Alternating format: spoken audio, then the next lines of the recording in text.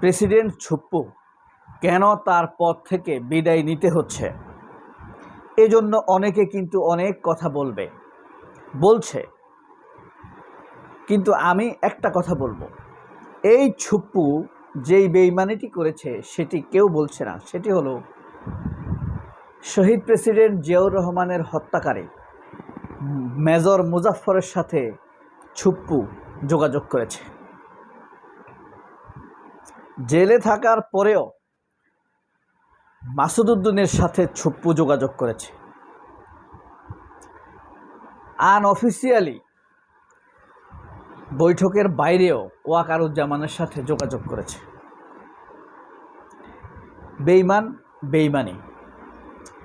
ছুপ্পুকে তো আমরা 1 বছর আগেই বিদায় করে দিচ্ছিলাম, কিন্তু তার পাশে দাঁড়িয়েছিল এই তারেক রহমানই। ছুপ্পু এখন বিদায় নিলেও ছুপ্পুর ষড়যন্ত্র শেষ না। তারেক রহমান নিজের ক্ষতি যা করার করে ফেলেছেন। দেখেন,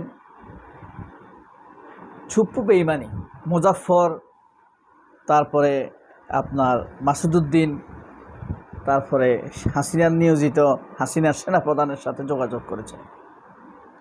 তাদের সাথে যোগাযোগ করলে আমাদের তো কোনো সমস্যা নাই, কিন্তু তারা আমার টাকা পরে খায়, আমার গায়ে গুলি চালায়। এরা হলো সেই জেনারেল। যাই হোক, দেখেন, প্রেসিডেন্ট ছুপ্পু কেন বিদায় নিচ্ছে এটা নিয়ে আলোচনার কোনো শেষ নাই বাংলাদেশের পত্রপত্রিকা। কেন বিদায় নিচ্ছেন, এখনই কেন, আরও 5 বছর পরে নয় কেন, হঠাৎ ছুপ্পুর উপরে তারেক রহমান কেন রাগ হয়েছেন। অথচ ছুপ্পু বিদায় হওয়ার অনেকগুলো কারণ রয়েছে, যেটা বাংলাদেশের সব নাগরিক জানে, সব পেশার মানুষ জানে, পাইলটও জানে, রিক্সাওয়ালাও জানে। অথচ দেখেন, এগুলো বলছে না কেউ। সে একজন ব্যাংক কারাপ্ট। সে কয়েকটা ব্যাংকে ধ্বংস করে দিয়েছে। ইসলামী ব্যাংকের ভাইস চেয়ারম্যান ছিল, টাকা পাচারকারী হিসাবে ছুপ্পু প্রমাণিত। মালয়েশিয়াতে তার সেকেন্ড হোম রয়েছে, দুবাইতে ফ্ল্যাট রয়েছে, এটা প্রমাণিত। দুদকের ঘুষ খাওয়ার জন্য সে 30 লক্ষ টাকা নিয়েছে, এটার ফোন কল রেকর্ড রয়েছে, সামাজিকভাবে প্রমাণিত, এটার ফরেন্সিক হয়েছে। এই সব কারণগুলো এরা কেউ বলছে না। এই ছুপ্পু বেগম খালেদা জিয়ার মতো নেত্রীকে জেলে ঢুকানোর জন্য পরিকল্পনা এঁটেছে দুদকের মাধ্যমে। সে দুদককে ধ্বংস করে দিয়েছে। 4টা কারণ তো একদম প্রমাণিত। তারপরও মিডিয়া বলছে ছুপ্পু কেন বিদায় নিচ্ছে। এই নবনীতা, বারবনিতা, এই নাজনীন মুন্নি, ছুপ্পু কেন বিদায় নিচ্ছে।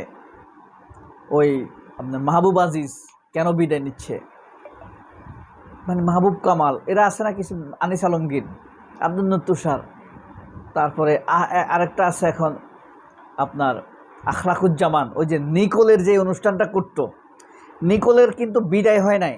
নিকোল ওই অনুষ্ঠানের প্ল্যানার, প্রডিউসার। নিকোলের প্রমোশন হয়েছে, যমুনা টিভি নিকোলকে প্রমোশন দিয়েছে। এখন প্রেজেন্ট করায় আখলাকুজ্জামানকে দিয়ে। আখলাকুজ্জামানরা, নিকোলেরা কারণ খুঁজে পায় না ছুপ্পুকে কেন বিদায় দেওয়া হচ্ছে। আজকে পত্রিকাগুলো দেখে মেজাজ খারাপ হয়েছে। আপনারাও আমার সাথে পত্রিকার শিরোনামগুলো অল্প সামান্য যদি দেখেন তাহলে বুঝতে পারবেন। আসুন আমরা পত্রিকার শিরোনামগুলো উপভোগ করি।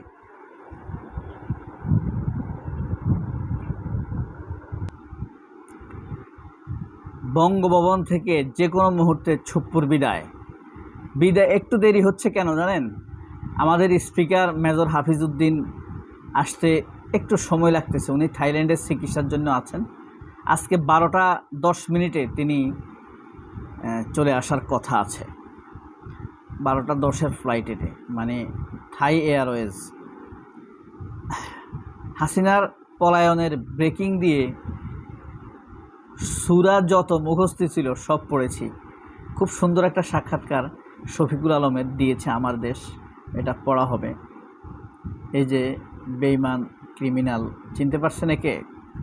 শহীদ প্রেসিডেন্ট জিয়াউর রহমানের জীবন হন্তারক, মুজিববাদী ছাত্রলীগের সদস্য, রক্ষী বাহিনীর সদস্য, এদেরকে মেজর বানিয়েছে।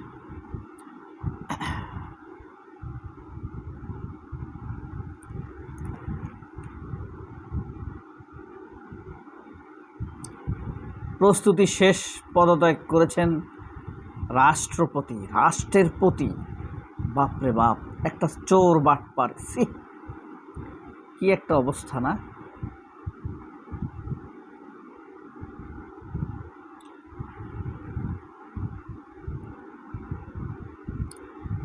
বঙ্গভবন ছাড়তেই হচ্ছে ছুপ্পুকে।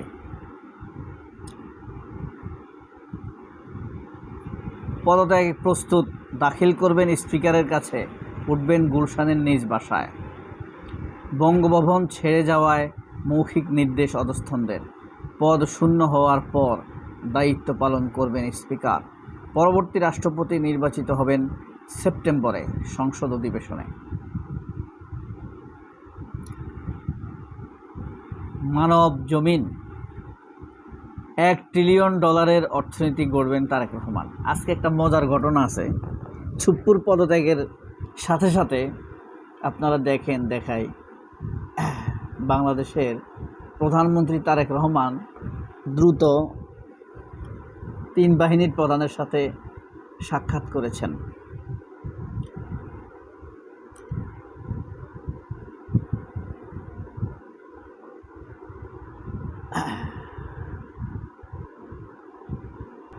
এই যে দেখেন কাদের সাথে দেখা করছেন? মাননীয় প্রধানমন্ত্রী ওয়াকারুজ্জামান, 3 বাহিনীর প্রধান 2 পাশে, লাস্টে আরও 2 জন আছেন।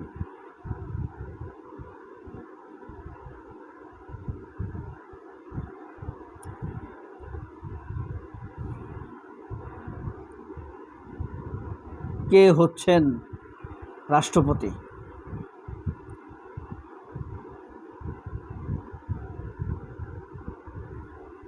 এখন ভারপ্রাপ্ত স্পিকার হবে, এটা তো আমরা জানি, তাই না?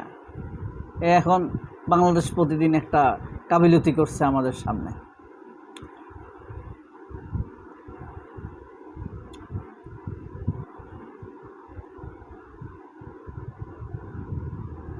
আজই পদত্যাগ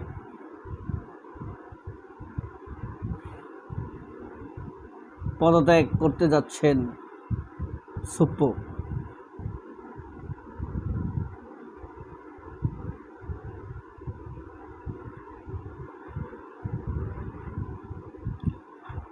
আজই না, আরও কিছুদিন।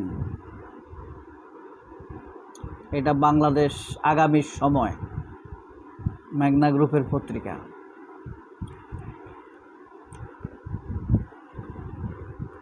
নতুন রাষ্ট্রপতির আলোচনায় 3 নাম।